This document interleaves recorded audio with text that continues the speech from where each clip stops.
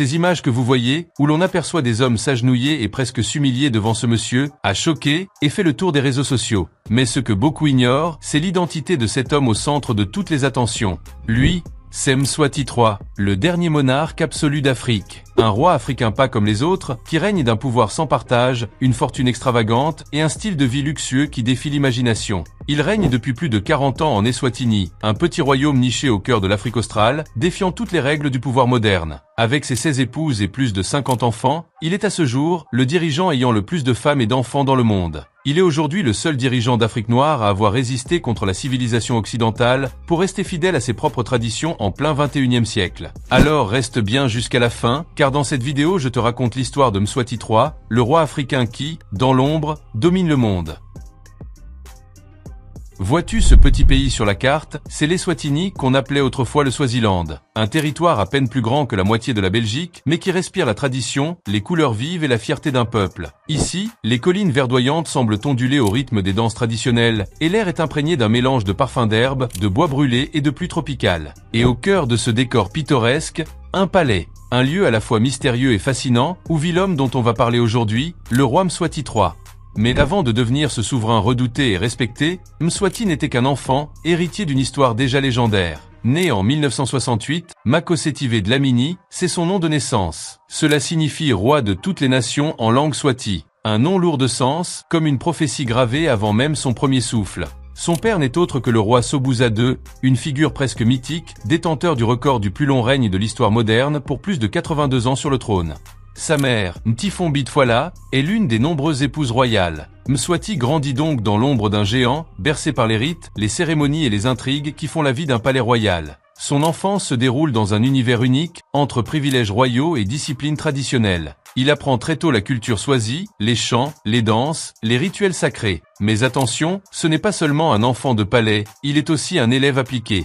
On raconte qu'il avait une mémoire incroyable et un sens naturel du leadership. À l'âge de 9 ans, il quitte son royaume pour étudier à Sherborne School, un pensionnat réputé en Angleterre. Dans la tradition swazi, l'héritier du trône ne se désigne pas simplement par l'ordre de naissance, mais selon un subtil mélange de lignées, de signes et de choix des anciens. Et dès ses premiers jours, Makhosetive attire déjà l'attention des anciens du royaume. Mais le destin, lui, s'apprête à accélérer. En 1982, la mort de son père bouleverse tout. Makhosetive n'a que 14 ans. Une régence est instaurée, mais son nom revient sans cesse dans les conseils des anciens. 4 ans plus tard, le 25 avril 1986, à seulement 18 ans, il est couronné Mswati III, devenant l'un des plus jeunes souverains au monde. Ce jour-là, toute la nation danse, chante et acclame son nouveau roi. Un roi qui n'a pas encore conscience que son règne allait marquer l'histoire bien au-delà des frontières africaines. Si tu veux comprendre à quel point Mswati III règne d'une main de fer, il faut se rappeler une chose. Dans le monde d'aujourd'hui, les rois absolus se comptent sur les doigts d'une main. Et lui, en fait partie. Ici, en Eswatini, la démocratie telle qu'on la connaît ailleurs n'existe pas. Mswati III n'est pas seulement un roi, il est le chef suprême de l'exécutif, du législatif et du judiciaire. Dans ce petit royaume, toutes les décisions, grandes ou petites, passent par lui. Il peut nommer un juge au sommet de la magistrature le matin et le révoquer le soir s'il le souhaite. Les ministres, c'est lui qui les choisit. Les parlementaires, c'est encore lui qui décide qui siège et qui disparaît de la scène politique. Et tout cela sans contre-pouvoir réel, sans devoir rendre de compte à qui que ce soit. Ce pouvoir écrasant ne date pas d'hier. Depuis 1973, une loi imposée par son père a interdit purement et simplement les partis politiques. Résultat, aucune structure d'opposition crédible n'a pu voir le jour depuis. Les voix dissidentes, elles sont muselées, souvent sous pression, parfois réduites au silence. Les manifestations, quand elles éclatent, sont rapidement étouffées par la police et l'armée qui répondent directement aux ordres du roi. Dans ce système, le palais est le cœur battant de tout le pays. Et Mswati III en est l'horloge, réglant chaque tic-tac au rythme qui lui convient. Parler de Mswati III, c'est aussi parler d'argent, beaucoup d'argent. Officiellement, sa fortune personnelle serait estimée à plus de 200 millions de dollars. Mais attention, ce chiffre ne prend même pas en compte les biens de l'État qu'il contrôle et qu'il gère comme si c'était les siens. Résidences luxueuses, flotte de voitures de prestige, terres agricoles, entreprises stratégiques. Tout cela, dans un royaume aussi petit qu'Eswatini, passe par ses mains. Et ce n'est pas tout. Chaque année, l'État verse environ 61 millions de dollars rien que pour les dépenses de la famille royale. Oui, tu as bien entendu, 61 millions pour un seul clan. pendant que plus de la moitié de la population vit avec moins de 2 dollars par jour. Un contraste qui fait grincer des dents et qui alimente les critiques internationales. Dans le palais, ce budget se transforme en cérémonie somptueuse, en fête grandiose et en voyage officiel aux 4 coins du monde. Ses ressources financières lui permettent de renforcer son autorité, d'acheter des loyautés et de maintenir un style de vie qui ferait pâlir d'envie bien des milliardaires modernes. Dans certains pays, un seul palais suffit pour loger un monarque, mais pour Mswati, il en faut un par région, presque comme si chaque coin du royaume devait sentir sa présence. Et pour se déplacer entre ces palais, là encore, pas question de faire simple. Le roi dispose d'une flotte impressionnante de voitures de luxe, Rolls-Royce étincelantes, Maybach au cuir somptueux, BMW dernier cri, et des dizaines de Mercedes alignés comme dans un salon automobile permanent. Chaque véhicule est soigneusement entretenu, prêt à briller lors des cérémonies ou à impressionner lors de déplacements officiels. Mais parfois, la route n'est pas suffisante. Alors Mswati prend les airs. Des jets privés sont à sa disposition, dont un imposant McDonnell Douglas, un avion digne des grands chefs d'État. Avec lui, pas besoin de se plier aux contraintes des vols commerciaux. Le roi voyage à son rythme, vers ses destinations, dans un confort absolu. Et puis il y a les fêtes. Ah, les fêtes! Chaque année, que ce soit pour son anniversaire, Mswati orchestre des célébrations gigantesques. Des milliers de danseurs en tenue traditionnelle, des banquets somptueux, des feux d'artifice, de la musique qui résonne jusqu'au bout de la nuit.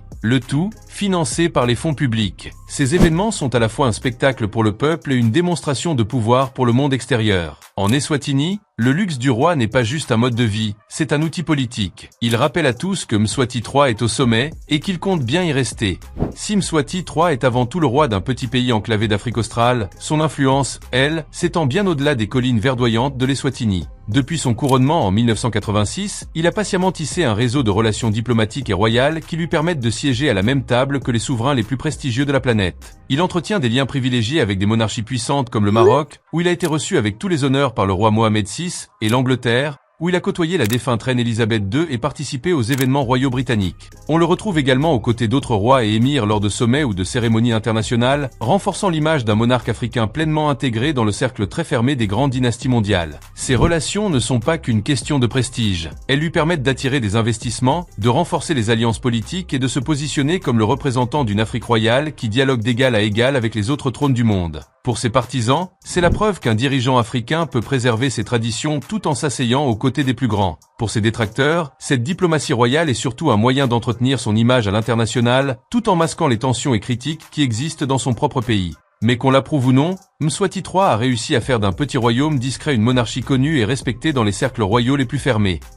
Dans l'histoire moderne, rares sont les dirigeants qui peuvent se vanter d'avoir traversé les décennies sans être renversés, battus dans les urnes ou poussés vers la sortie par la pression populaire. Mswati III, lui, est de cette trempe-là. Couronné en 1986, alors qu'il n'avait que 18 ans, il a pris les rênes du royaume d'Eswatini presque en sortant de l'adolescence. Ce jour-là, sous un ciel bleu éclatant, les danses traditionnelles et les chants résonnaient dans tout le pays. Peu savaient alors que ce jeune roi allait devenir l'un des monarques les plus durables de notre époque. Aujourd'hui, plus de 40 ans plus tard, Mswati est toujours sur son trône. 4 décennies de pouvoir absolu, sans partage, qui l'ont transformé en l'un des souverains les plus expérimentés et enracinés du continent africain. Pendant que les présidents et chefs d'État se succédaient chez ses voisins, lui est resté imperturbable, comme un arbre profondément ancré dans la terre rouge d'Eswatini. Cette longévité n'est pas due au hasard. Elle s'appuie sur un savant mélange de tradition, de contrôle politique strict et de loyauté entretenue avec soin. Elle permet aussi au roi de se présenter comme un symbole de stabilité dans une région souvent marquée par les changements brutaux de régime.